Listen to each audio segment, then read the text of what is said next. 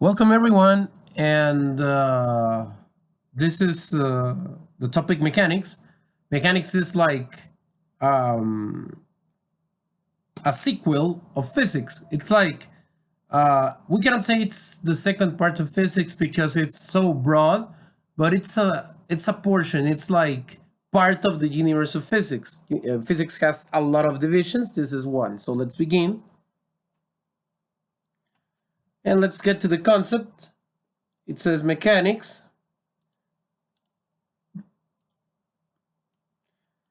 Mechanics is defined as the science that describes and predicts the conditions of rest or motion of bodies under the action of forces. Now, this is like the essence. I want to clarify that here forces have a very important role. Forces become one of the main protagonists or one of the main focuses of study, because forces, as you know, it's a part of physics that we have as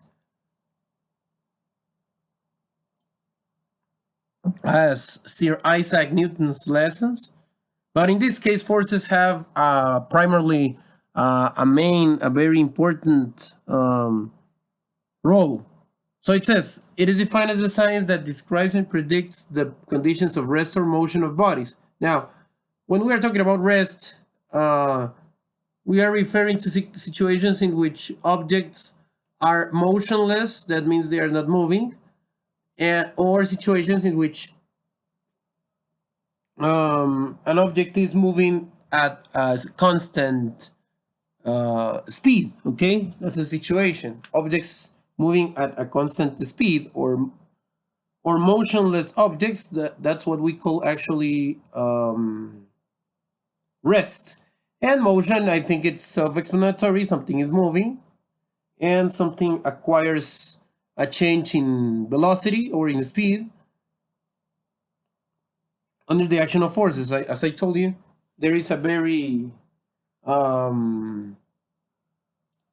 distinctive or important role of forces. It is divided into three parts: mechanics of rigid bodies, mechanics of deformable bodies, and mechanics of fluids. Now, before continuing, let's try to describe a little bit this. Let's go to the notes. First, in this case, let's talk about a rigid body. Now, rigid is normally related to something stiff, right? Something that doesn't move, something that is really hard to move. And the concept is somehow related to this in physics as well. Remember, this is mechanics, a part of physics. So let's check it out. Now, here I'm going to amplify this view. Let's talk about a rigid body. In this case, here consider this image. We have any type of body here. That's why it has an irregular shape. It can have any shape whatsoever. And let's suppose that we are trying and we want to rotate the body around an axis here in O. And imagine that someone grabs the body from this point and starts spinning it, right? The idea of a rigid body is that all the particles with the same angular velocity. That means that even though someone is applying a spinning rotation here, a spinning motion here, in this point, let's suppose that I am grabbing the object here, all the particles of this body are going to rotate at the same rotational or angular velocity. That's like the logic here, okay? This omega is the symbol of angular velocity.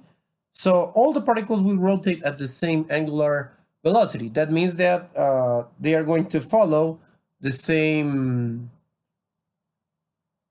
speed, and they go all together rotating. This is a rigid body. Now, the other concept was a deformable body. In a deformable body, um, particles are not actually moving or rotating at the same angular velocity. This is the main difference between a rigid body and a deformable body. That means that there are going to be, we are going to consider small forces inside, within the body. So that's like the difference, right? Within the body, in a deformable object, the particles are having these resistances. They are having this somehow stretching or shrinking, or they are moving at different speeds. So, in other words, in a rigid body, we are assuming that all the particles move at the same speed, they have the same direction, they are not stretching, they are not shrinking. That's like the difference. Then we have a fluid. A fluid, in essence, we have here a picture. It can be a liquid or a gas, please. Sometimes people think that a fluid is exclusively a liquid. This is not correct from the perspective of physics, right? It can be a liquid or a gas. Now, here we have a figure. This can be a pipe, right? A pipe where water is running. The interests in mechanics of fluids is a little bit different. We are looking for getting a little portion of a fluid, and we are examining the pressure, as you see, P, the area, the height in comparison to the reference point, the speed at which the portion of liquid is actually moving. Those are like the interests of mechanics of fluids. Again, going back to the presentation, we have mechanics of rigid bodies, mechanics of deformable bodies, and mechanics of fluids. Here, we are going to be focused on mechanics of rigid bodies. That's why I'm changing the highlighting. This is our interest, rigid bodies, okay? The mechanics of rigid bodies is subdivided into statics, dealing with bodies at rest, and dynamics, that attends bodies in motion. We are going to get the general concepts in English here, but it is good to know that the difference between the mechanics of rigid bodies, we have like divisions. One is focused on bodies at rest, and the other one is focused on bodies in motion. So it says mechanics is a physical science since it is closely related with the study of physical phenomena. Again, it is a part of physics. So, look, it is a physical science since it is closely related with the study of physical phenomena. Mechanics is the foundation of most engineering sciences. This is very important. It is the foundation of most engineering sciences. That means that you need to know mechanics before learning other areas of engineering. Obviously, we are not talking about all engineering areas, right? We're talking about computer science. It would be illogical to think that we need to know this field specifically for that. We are talking about in general engineering as a whole, especially talking about mechanical engineering, industrial engineering, and obviously, and the main one, civil engineering. But in general, all engineers must have a perspective of how vectors work, because they are the basis of the rest of the specific fields. So it is good to know that mechanics is the foundation of most engineering sciences, and it is an indispensable prerequisite to their study. So we are like having the perspective why mechanics is so important. The purpose of mechanics is to explain and predict physical phenomena.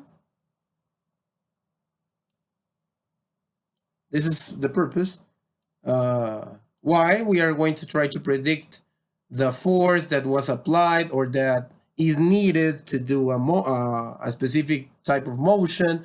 the acceleration that will appear as a result of a force, the internal forces that are going to be a reaction of the external forces. That's why we're talking about predict. We are not talking about predict the future. We are talking about calculate or estimate what is going to happen to a structural member, for example. This is mechanics. Let's continue. So fundamental concepts. The basic concepts used in mechanics are space, time, mass, and force. Now, it is important to know that normally in physics, only these three are fundamental. However, since force has a very important, significant, key role, a fundamental function in mechanics, we consider force as one of the basic concepts. I want to clarify something.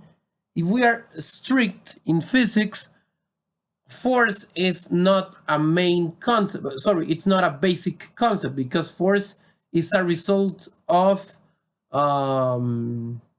mixing what we know as mass and the units of acceleration. So strictly speaking, it is not a basic concept.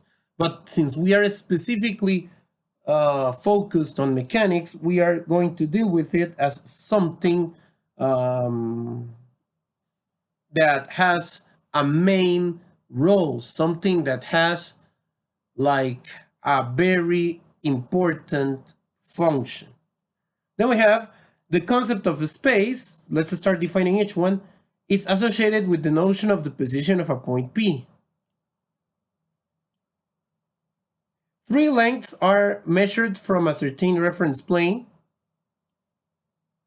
having a common point called the origin. In three given directions may define the position of P. Look at that. So we have space is associated to the notion of the position of a point P. We have a point. We have three lengths measured from a reference plane, and they have a common point called origin in three given directions. They may define the position of P. These lengths are known as the coordinates of P. The space is assumed to be uniform. Let's get an idea from the notes. Look. Space. Here we have the reference plane. In this case, it's a 3D plane. We have X, Y, and Z. We have an imaginary cube. We have the point P with the coordinates X, Y, and Z, and the common point 0, which is the origin, 0, 0, 0, because we have three dimensions. And this can be the position of a vector, for example, in a space. This is the notion of a space in mechanics. Let's continue.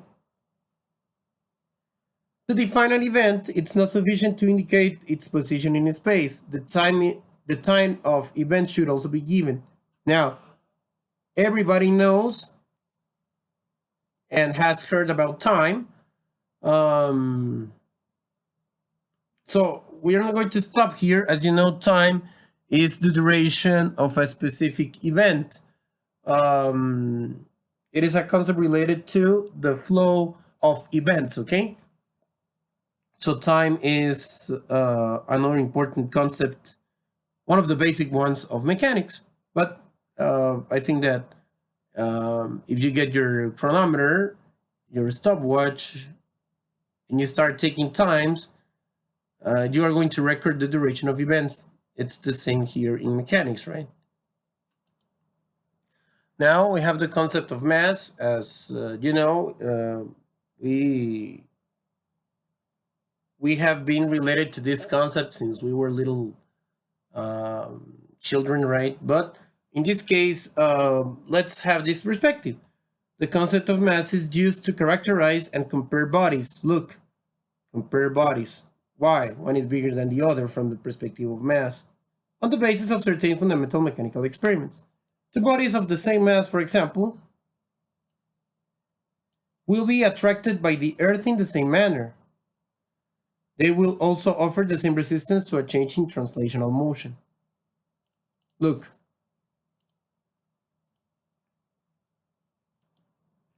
Now, let's try to exemplify this. So when we're talking about comparing bodies, remember, weight, and we want to establish the clear difference between mass and weight. Weight is a function of mass, and the way in which we calculate weight is mass times acceleration of gravity. That's why they were mentioning that two objects of the same mass are going to be attracted to the Earth with the same force. Which force? The force of weight. This external force. Why? Because it's the force that it happens as a result of the gravity's attraction to the Earth. We are assuming in this case if the object is in free fall with no other force other than gravity acting. That means that we are dismissing the effect of the wind. The effect of the wind is negligible, and obviously, if two objects have the same mass and they are in a close location, the gravity is going to have the same magnitude, so the weight is going to be the same. This is what mass is. We're comparing like how faster, for example, one of the two objects can fall. This is from a vertical perspective, but we can also have something called translational motion. Remember that we mentioned that right now here with the translational motion. It's not in mechanics and physics is normally associated to moving in a straight line. For example, we have this little animation. It says this is a little object that is going to move, and it says I got to be moving now. It means I have to move, right? I have to move from point A to point B. It says I am moving along a line. This is traditionally the perspective of translational motion in physics and mechanics, that something is moving along a line, a straight line normally, right? That's why it says moving with velocity v along the x-axis. For example, here is the x-axis, but in general, it's moving along a line.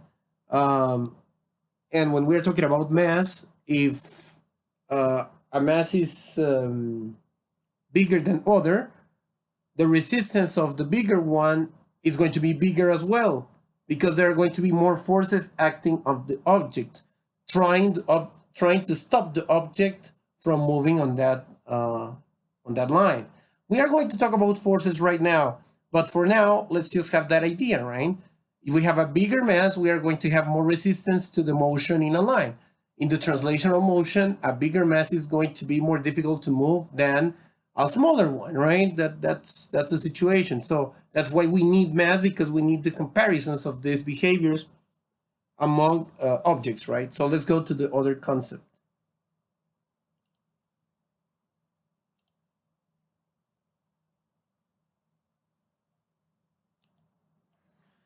So moving on, we have the fourth and last, but not less important concept or basic concept of mechanics, which is force.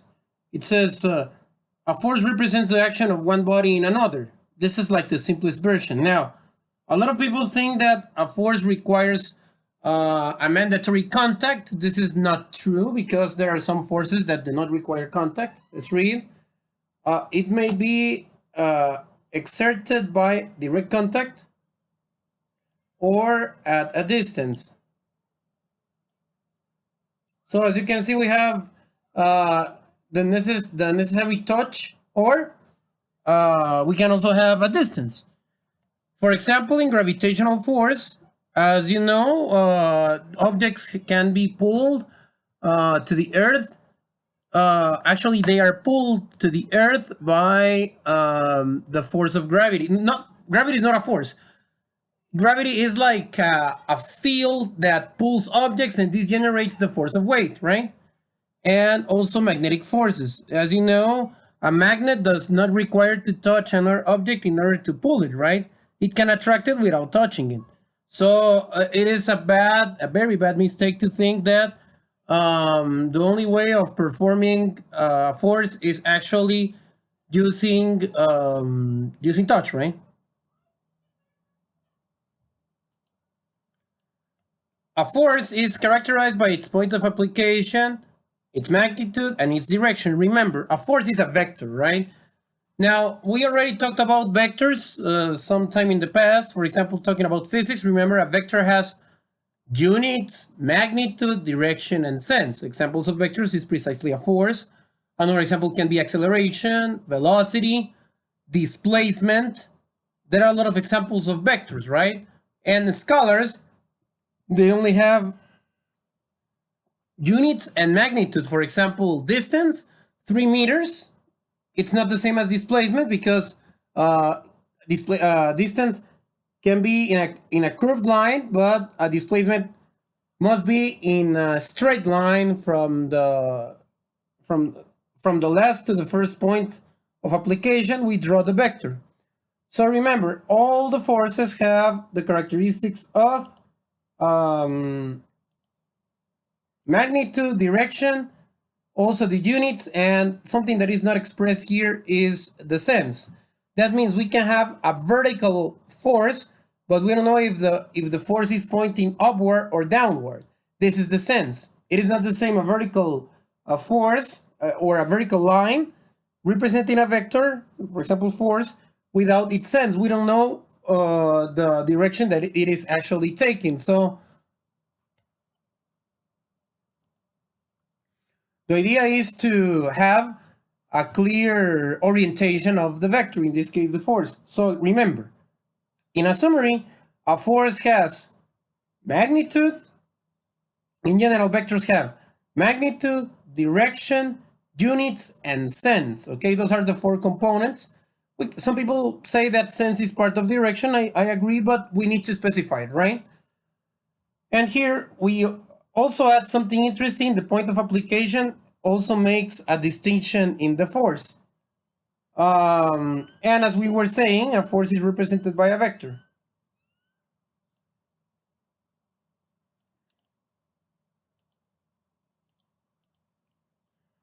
So the conditions of rest or motion of particles and rigid bodies must be studied in terms of the 4 basic concepts that we have introduced. This is a summary of what we have spoken. Look, the conditions of motion or rest of particles and rigid bodies. Remember, we are focused on particles and rigid bodies. They have to be studied in terms of the 4 basic concepts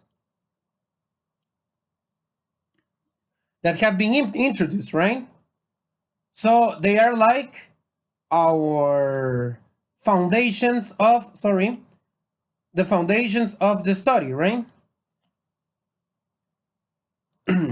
Now, an important distinction is that when people are beginning to learn physics, they begin from the basics, in this case, particles. We assume that all objects that are analyzed behave as a single point in the space, like a dot, a single particle. This is the idea, okay? We are assuming that we have a particle, only a particle, okay? So that's like the situation here. This is the idea of having a particle, okay? We are assuming that the analysis goes onto a single point in the space. Why? To simplify a lot, we are going to simplify a lot of the analysis. And we also have, look, by particles we mean a very small amount of matter, which may be assumed to occupy a single point. Look, to occupy a single point in the space. This is how everyone begins learning physics, because it is in order to acquire all the concepts of vectors and mixing them with kinematics. After someone has gotten all these basic principles, they go to a more difficult level, which is a rigid body, right? A rigid body is a combination of a large number of particles. Here we are no longer assuming that an analyzed object is a point in the space.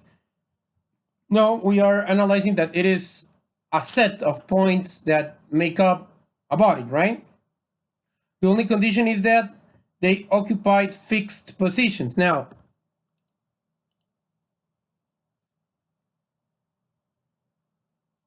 when we are talking about the fact that particles occupy fixed positions, we are referring to constant positions, positions that will not change, okay? Positions that will not change, positions that will be always there. That's why it's a rigid body. Remember, they will all move with the entire body if there is a motion, but internally they are never going to move. This is an assumption that we make, a simplicity that we assume, okay? Now, let's analyze a force from the perspective of our nodes. Look, this is an example of, this is a box. As you can see, that mustache color box. We are assuming it to be a particle. We were talking about particles and we were saying that particles are a single point in the space. So the normal things that we are going to pay attention to when we are talking about particles in mechanics is actually all these things that you can see that are drawn here is the free body diagram, in Spanish, diagrama de cuerpo libre, which is in order to get everything arranged, all the vectors, in this case forces acting on the object, are going to be specified by this free body diagram. So we have the force of gravity, which, if we are talking about a horizontal plane, a horizontal line of displacement, is equal to the weight, right? The mass of the object times the gravity. We have the normal force, which is a force that appears in nature by touching. It is perpendicular and going outwards from the surface. The surface is this floor, so it goes, the floor is here, it will go away from the floor. In other words, it will go upward, and this is the normal force, okay?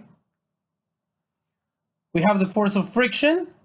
In this case, we are assuming that the object is being pulled. Look, this line is like a rope or a string that is pulling the box. So the actual direction of the motion is to the left, not to the right.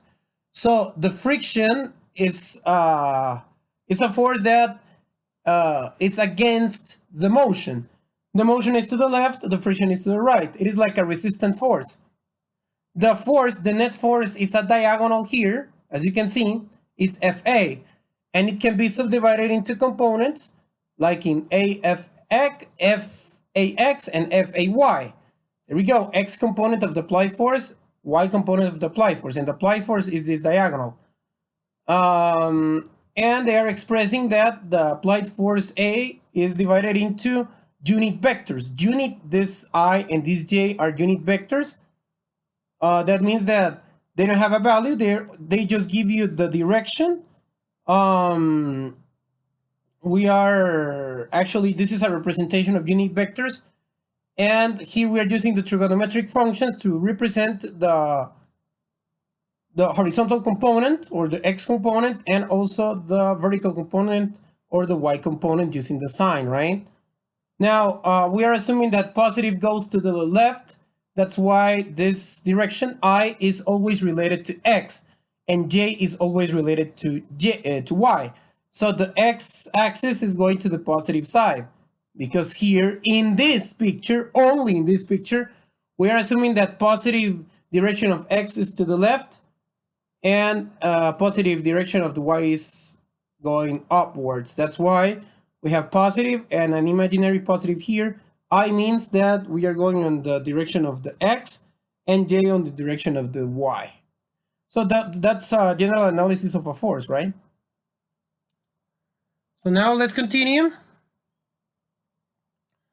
Let's go back to the presentation.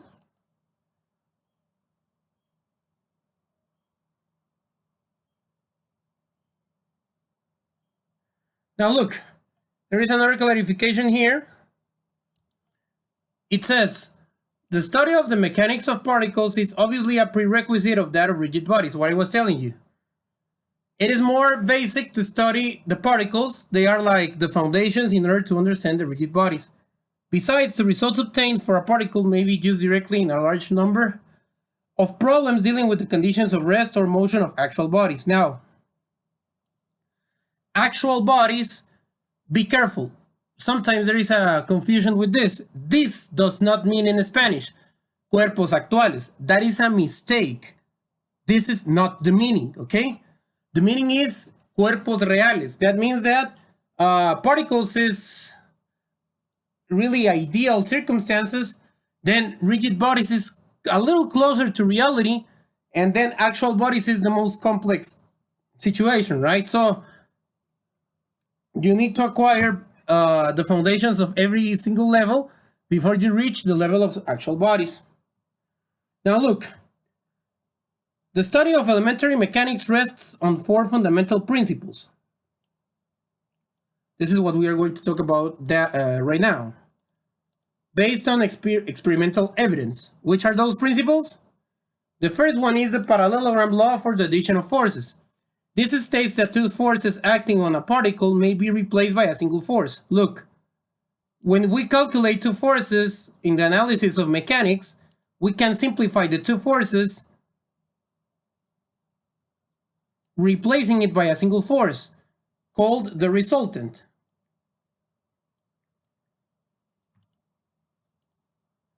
This is the idea. Obtained by drawing the diagonal of the parallelogram, which has sides equal to the given forces. Let's check this principle. Let's go back to the notes. Look, the parallelogram law for the addition of forces. This is an example.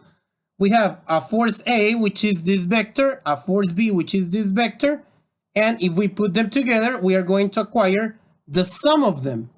And this sum is going to have an equivalent effect than the partial components when they are summed. So look, we have A and B. We have A here and B in this diagonal. So the big diagonal from the beginning of the drawing to the tip of the last arrow is the resultant. This is a way of summing using the principles of parallelogram, or we can use the word perspective. First using B and then using A, the same resultant is going to happen. This is A plus B in vectors. So this is one principle. We are going to place one vector after the other and drawing a line from the beginning to the end, right? That's like the idea. Let's go back.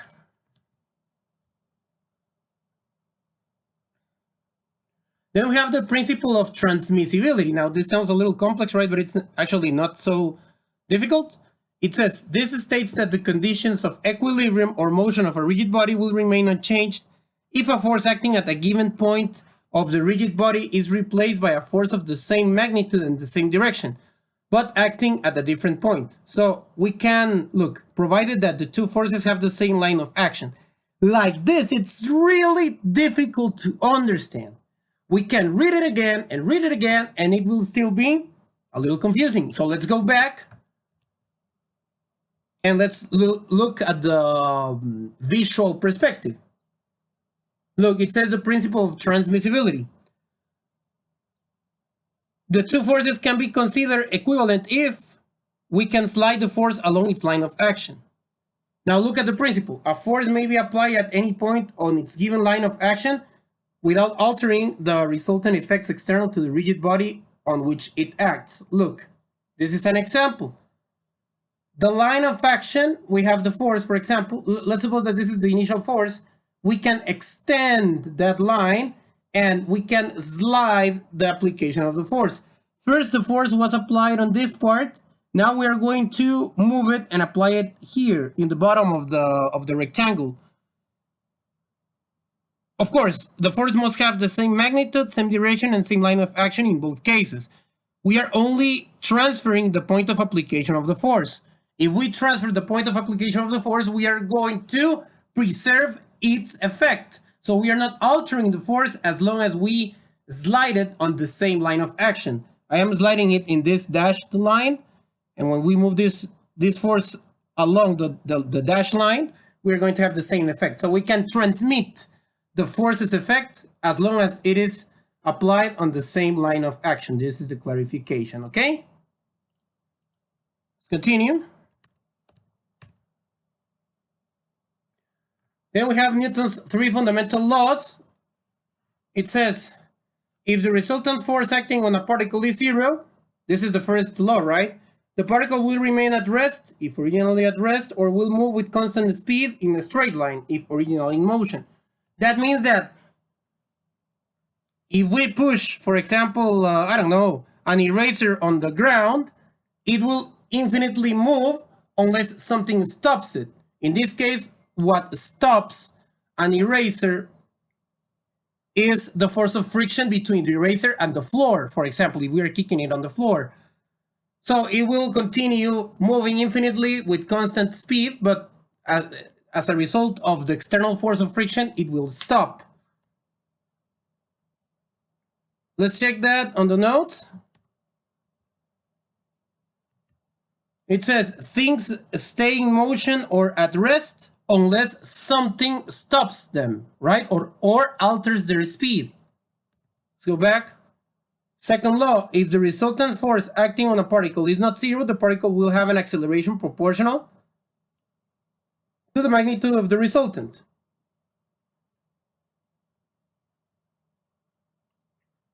Remember, the resultant force is not zero. This is like the condition.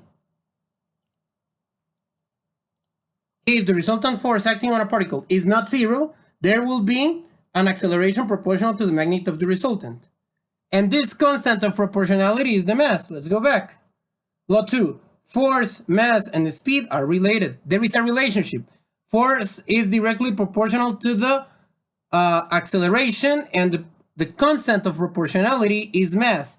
As you know, from this law is where we get the equation, the sum of forces equals mass times acceleration. Mass is acceleration is proportional to the force. The final law indicates that the forces of action and reaction between bodies in contact have the same magnitude, same line of action, and opposite sense. Some people relate this law to karma, right? This is not the correct perspective, but in other words, every single force will have an equivalent equal force in magnitude, but with opposite direction. Check it here. Every action has an equal reaction, as simple as that. For example, if you kick the wall, don't expect the foot to feel it soft. You're going to feel a hard pain, because we can say that the wall is giving you back the heat that you're actually giving it, right? Finally, we have the Newton's law of gravitation.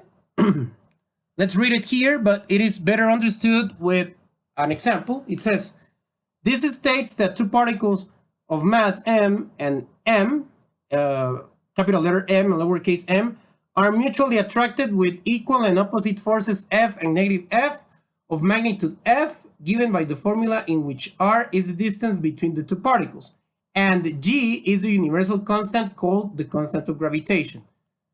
Again, here is really difficult to understand. Let's go back. Look. Newton's universal law of gravity, some people call it of gravity and some people call it gravitation. I prefer to call it gravitation to make the distinction with the gravity's concepts. So we have one mass, we have another mass, it is universal. All the world feels it, right? Every single thing has an attraction. In which the attraction, look, F1 is the attraction that M2 generates to M1, and F2, it is the attraction that this attraction, F2, is the attraction that M1 generates on body M2. And this is the equation. Now, you can say, if I get really close to someone, I will not feel attraction to that person. So why is this universal? Look, it's logical. Look at this, the letter G. This constant is extremely small. Look, gravitational constant is 6.67 times 10 to the negative 11th power. This is almost zero. That's why almost everything has almost zero as an answer in the force, because this extremely close value to zero, when you multiply it to another operation, the final result is almost zero. That's why this law is mainly applied to planets or celestial bodies, because they are so huge that we can actually calculate a significant force. But since we are so small, this constant G, which is almost zero, as you can see, it's like 0. a lot of 0.6, it is going to nullify the answer because we might have a mass, the mass of another partner, and the distance between the partner and ourselves. But this, which is almost zero, it is almost going to nullify the force.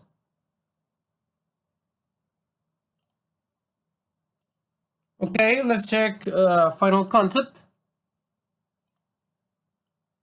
Look, international system of units and derived units. I'm going to do this, to explain this really fast.